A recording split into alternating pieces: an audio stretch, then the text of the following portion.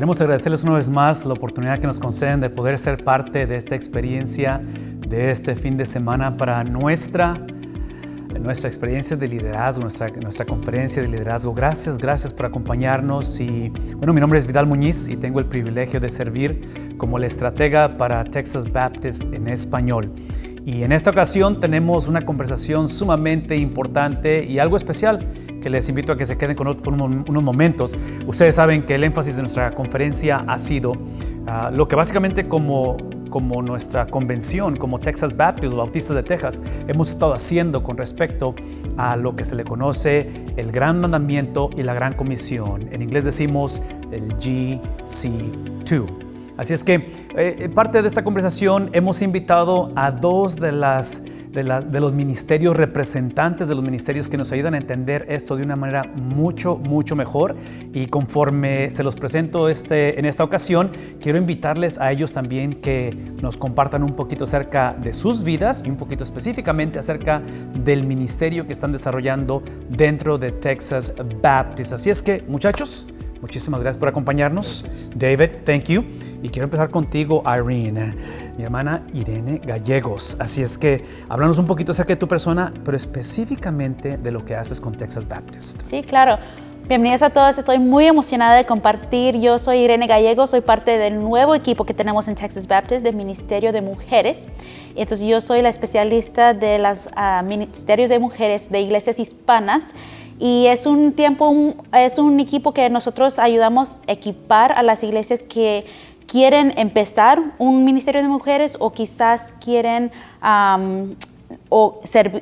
empezar un ministerio de mujeres. Entonces, para eso es nuestro equipo. Y es un honor de estar con este grupo de mujeres que todas somos doctoras en el equipo. Wow. Y es un equipo bendecida y estamos listas para servir a nuestras iglesias. Un equipo de tres. 3 mujeres, sí. 3 mujeres están trabajando. Y cuando dices que es nuevo, porque es algo que tenemos en común tú y yo, nuevo en el sentido de que tienes poquito en este ministerio, ¿verdad? ¿Desde cuándo estás sirviendo? De agosto. En agosto empezaste. Apenas Perfecto. Empecé unos meses. Perfecto. Entonces hablaremos un poquito acerca de lo que estás haciendo, cómo el Señor te está usando definitivamente. Pero David, muchas gracias, hermano, por estar con nosotros. Gracias, un poquito pastor. acerca de tu persona. Sí, es un placer estar con ustedes el día de hoy.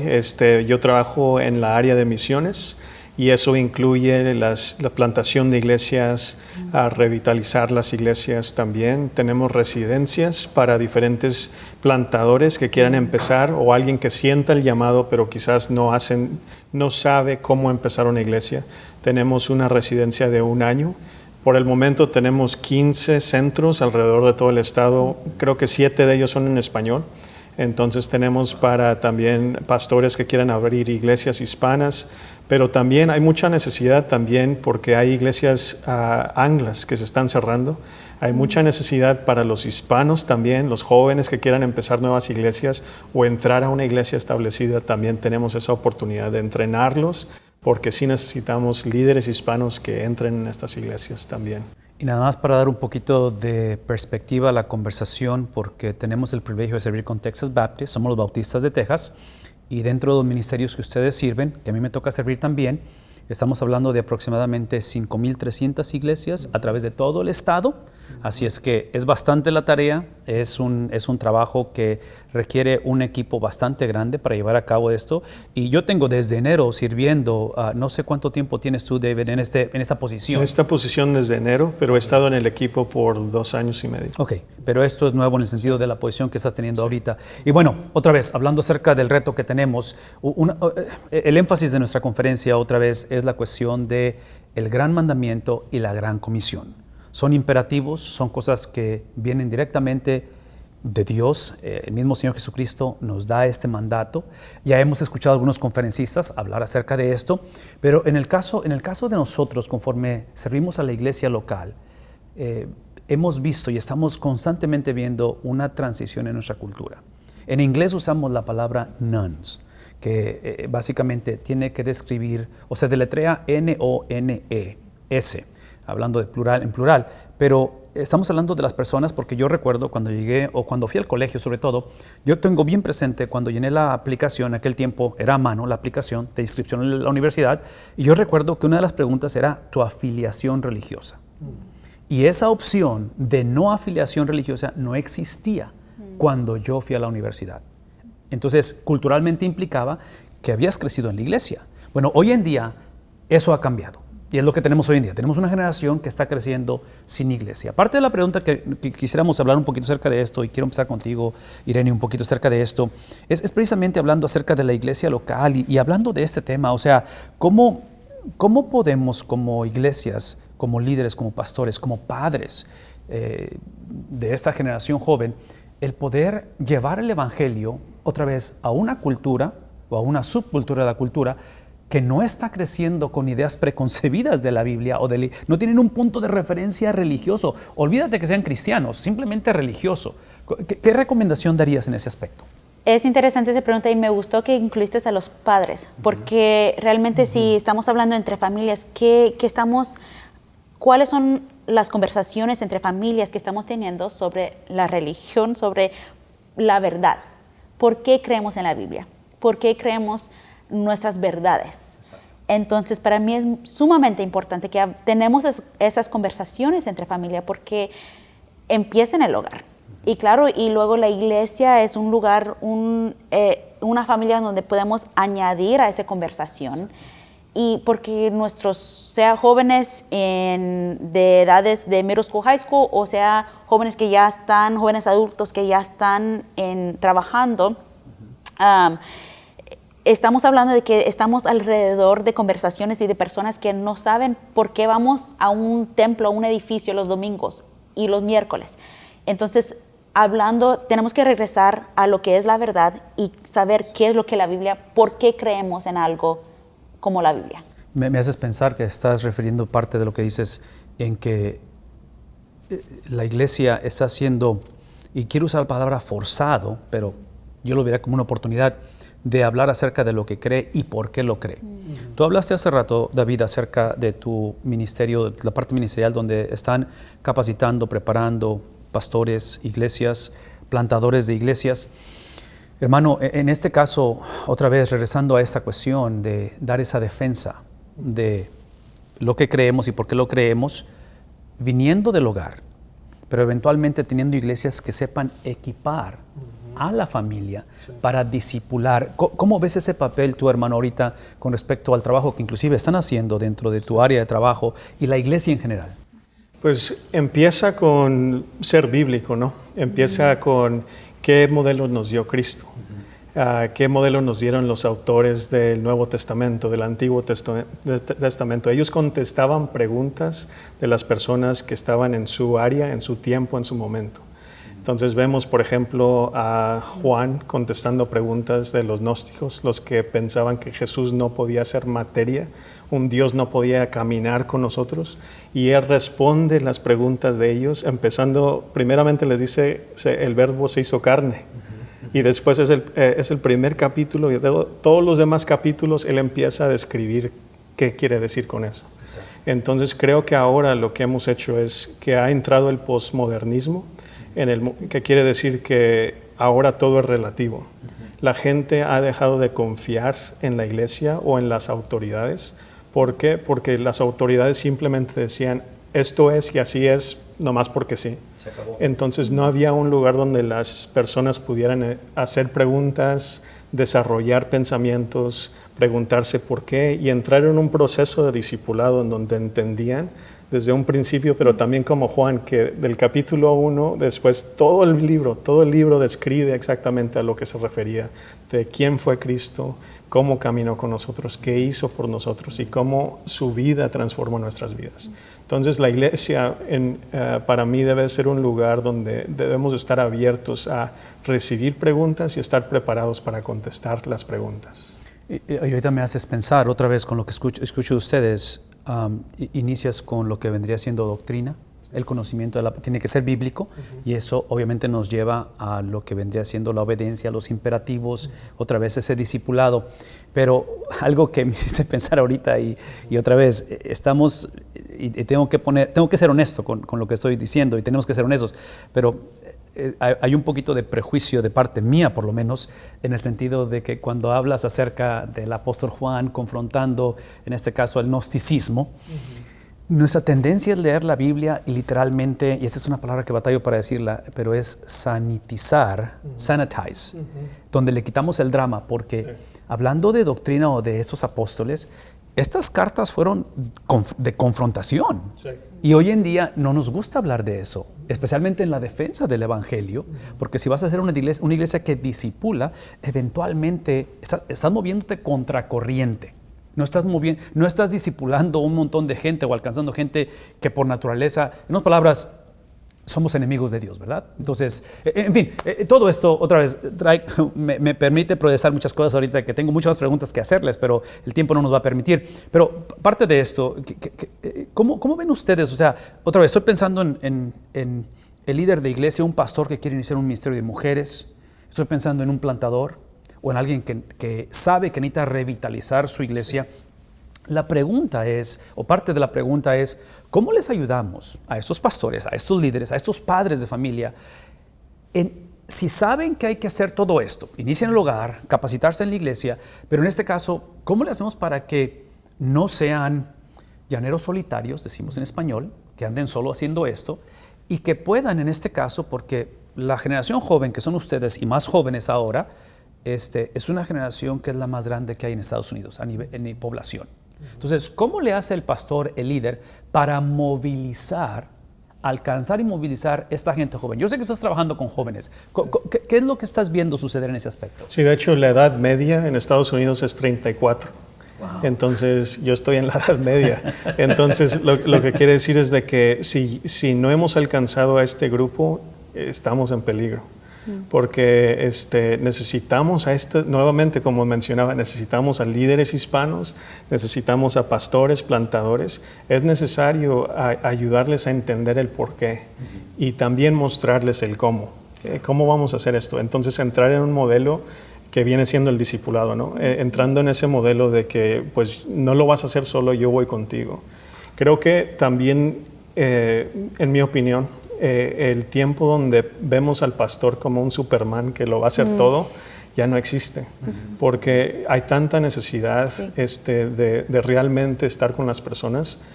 Y esto yo lo he visto porque yo fui plantador de iglesias por 10 años, estuve en una iglesia, una plantación de iglesia. Y ahora, entrando a un nuevo pastorado, digo, tengo que tener un equipo. Alguien que sepa educar o alguien que sea fuerte en el discipulado. Conocernos, ¿no? Es cuestión de también el liderazgo, ser honesto y decir, este es mi don y este no es mi don. Y aquí necesito ayuda. ¿Y qué podemos hacer cuando ya que establecemos ese equipo, cuando los pastores tienen el equipo? ¿Cuáles conexiones puedes usar para que los pastores no sean los únicos que están conectados con los bautistas de Texas, sino que, ¿sabes qué? Quiero conectar, hay una hermana que ayuda con las mujeres, voy a conectarla con la hermana Irene.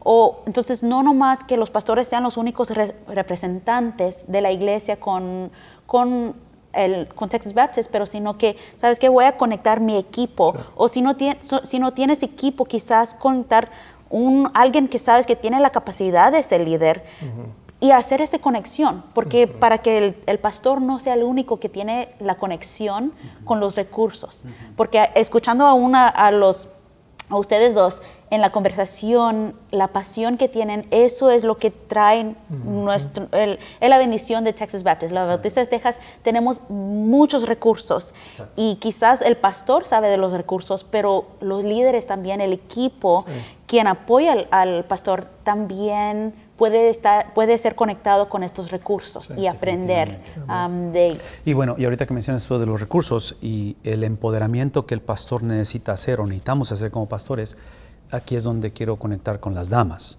porque definitivamente juegan un papel extremadamente importante en el reino de Dios, en la obra de Dios, y sabemos históricamente por experiencia que las iglesias estaríamos sumamente emproblemadas si no hubiera damas. O sea, lo digo como hijo de una dama, lo digo como esposo de una dama, lo digo como padre de 2 damas. Entonces, definitivamente juegan un papel extremadamente importante en ese aspecto. Entonces, en tu experiencia, ya sea personal, sé que tienes años en la iglesia sirviendo y ahora tienes la oportunidad de servir a las iglesias. Y, Irene, en ese aspecto, ¿cómo ves tú o qué dirías o cómo hablarías tú a las damas, otra vez, pensando en el papel que tienen, que juegan en ese aspecto, en movilizar? La pregunta tiene que ver con la movilización de estas generaciones jóvenes, alcanzando, movilizando los recursos de que estamos hablando. Precisamente ahorita estamos en medio de un montón de conferencias, nos estamos moviendo hacia la reunión anual que viene en Galveston para la segundo fin de semana de noviembre. Estamos en esta cuestión de diferentes entrenamientos. ¿Cómo ves tú el papel de la mujer en todo eso? Sí, claro. Un pastor en una reunión hace un mes dijo que él escuchó una estadística de que las iglesias son de 60% porcentaje de mujeres. Wow. Y me quedé, pues, lo creo. No sé si es verdad, pero lo creo. Sí. Porque las mujeres, las damas sí apoyan demasiado. Aún en los tiempos de Jesús, cuando él estaba caminando, ¿quién estaba apoyando el ministerio de Jesús? Ahí estaban las mujeres también apoyando con la comida, con cualquier en todo. Yeah. Entonces, para mí es incluyendo a las mujeres y hablando de movilizarnos. Eso también viendo cómo podemos, igual como nos reta en Tito, cómo podemos conectar las mujeres ya con más experiencia con las jovencitas, con mujeres que, y digo jovencitas, pero jovencitas en la fe, porque no necesariamente pertenece de edad, pero en la fe. ¿Cuántos años tenemos en la fe? Entonces, de allí, ¿cómo estamos dando a las generaciones por venir? Y cuando hablamos de movilizar, las mujeres están listas. Cuando quieres una reunión, cuando tienes algo, hablas con las mujeres, claro, van a hacerlo suceder. Van a hacerlo suceder, claro. Por seguro. Entonces, ¿cómo podemos incluirlas también en las ideas? Tener un lugar en la mesa de líderes también, sí, para decir, ok, ¿cómo podemos representarlas también? Y pensando en adelante, la que siguen las jóvenes.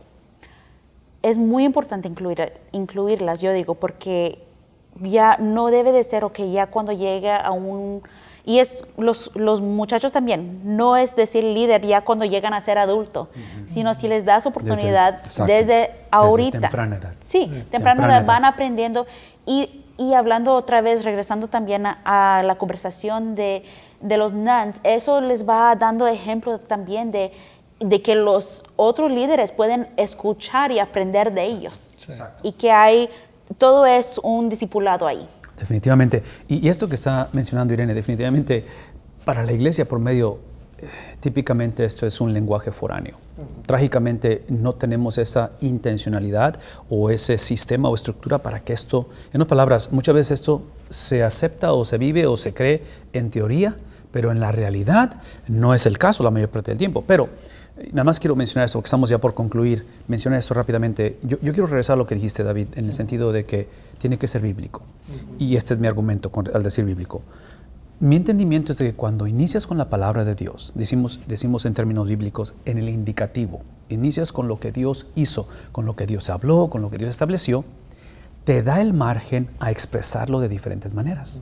Porque es lo que acabas de decir ahorita, o sea, esa expresión de otra vez, no solamente de damas, pero de damas jóvenes, sean recién convertidas, o sean mujeres que tienen tiempo, en el caso de Tito, hablando en la carta de Tito, de tomar esa mentoría y ese discipulado. Mi última de las preguntas, y me encantaría escuchar a ustedes esto, pero la última de las preguntas que quiero hacerles es, otra vez, viéndolos a ustedes como jóvenes, en diferentes aspectos, van empezando ciertos niveles de sus vidas y sus ministerios. ¿Cómo ven el futuro del discipulado de la iglesia? O sea, esto se está moviendo rápidamente. Personas de mi edad y un poco más avanzadas de mi persona, a veces sentimos un poquito, la palabra en inglés es overwhelmed, nos sentimos como sobreabrumados porque estas cosas van rápido. Pero en el caso de ustedes, la perspectiva que ustedes ven desde como otra vez, como líderes y sobre todo el ministerio que están haciendo con Texas Baptist, el futuro de la iglesia, el futuro del discipulado con las damas. Quiero escuchar a ti primeramente. ¿Cómo ves el futuro? ¿Hasta dónde alcanzas a ver tú esto? algo que admiro mucho de mi pastor, no porque nomás es mi pastor, pero algo que admiro que él ha hecho recientemente es incluir muchos de nuestros jóvenes adultos en el equipo de liderazgo. Y fue un riesgo. Y el equipo, nosotros, no es perfecto para nada. Cometimos muchos errores, pero la cosa es que vamos aprendiendo. Y agradezco la oportunidad de tener esa experiencia donde podemos hacer errores, claro, porque estamos aprendiendo de él. Y eso para mí, de que él escogió personas que quizás no somos tan avanzados en experiencia en ministerio, pero conocemos de Dios, tenemos una pasión para servir y estamos disponibles para aprender. Exacto. Eso para mí, prefiero tener un equipo que quizás no somos perfectos, pero estamos dispuestos de aprender, dispuestos, sí, de seguir adelante. Eso para mí es un ejemplo de lo que hay por venir, de no tener un grupo en inglés que es polished, que es perfecto, que ya se cree que está terminado todo, sí, que ha llegado a la meta. Sí, un equipo que va a crecer, porque un equipo que va a crecer va a saber, ¿sabes qué? Alguien a mí me dio la oportunidad, yo también lo voy a regresar y dar oportunidad a alguien más que también puede crecer. Es una cultura, una manera de pensar de la iglesia. Exacto, lo reproduces en ese aspecto. Y fíjate lo que está diciendo David, eso es sumamente importante porque me haces pensar en ese riesgo del que estás hablando que se tomó mutuamente.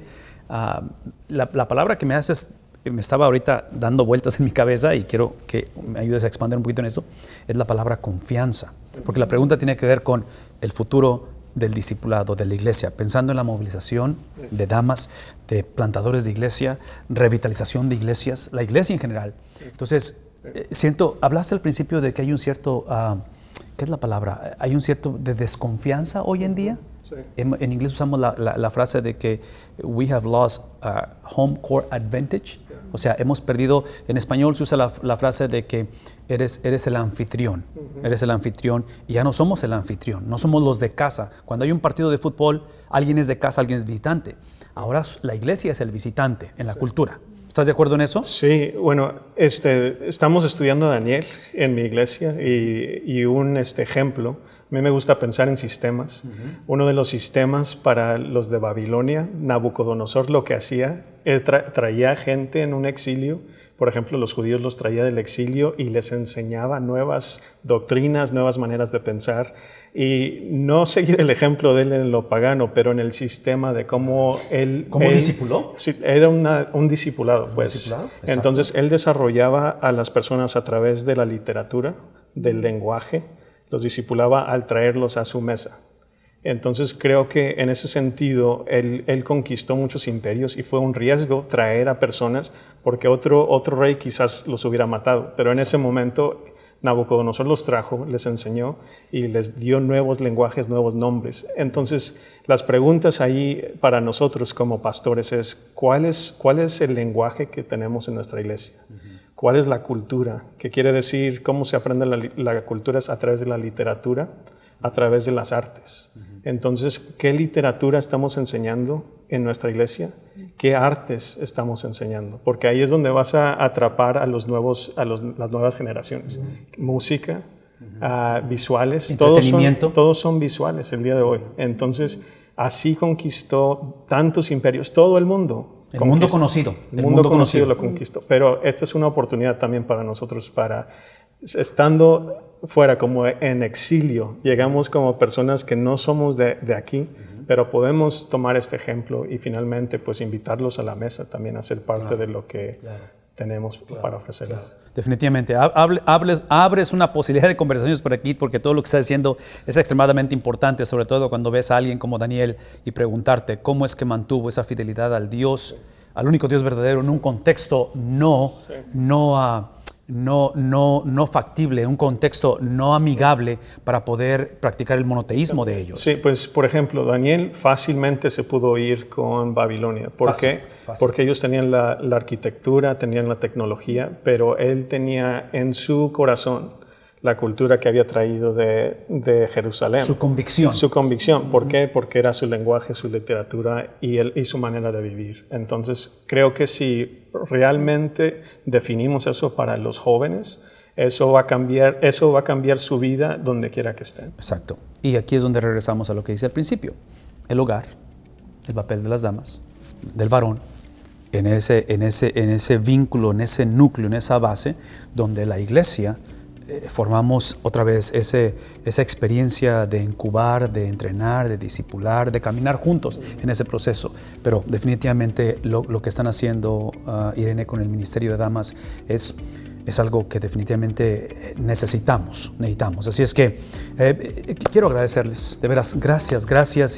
Y otra vez, aparte de la conversación que yo en lo personal podemos invertir 2 horas más, lo cual no vamos a hacer por cuestión de tiempo, pero queremos recordarles que esta conversación, esta entrevista, tanto con David, con Irene, no es simplemente para compartir conocimiento o experiencia, pero es para recordarles que estamos disponibles para ustedes, para la iglesia local. Queremos servirles, queremos escuchar de ustedes, queremos saber de ustedes y es parte de la razón que nos encantaría de alguna manera que se contactaran. Donde estén viendo esta transmisión, busquen un inbox, busquen un correo electrónico. La página es simplemente texasbaptist.org, es Baptist con S al final. Y bueno, agradecerles de antemano en esta hora el poder estar juntos. Yo quiero invitarte a que tú nos despidas en oración para concluir nuestro tiempo, por favor. Claro, oramos. Padre, en este tiempo te damos gracias, Señor, infinitamente gracias por todo lo que nos permite, Señor, que confías en nosotros para seguir el ministerio, para compartir el Evangelio, Señor, para crear discípulos. Y, Señor, en ese momento, oro por los pastores, por los líderes de iglesia, Señor, que tú los sigues equipando, Señor, que abres nuestras mentes, Señor, para seguir adelante, llevando a cabo tu mensaje. Gracias, Padre, por este tiempo y en el nombre de Jesús oramos. Amén. Amén. Muchachos, bendiciones. Muchas gracias.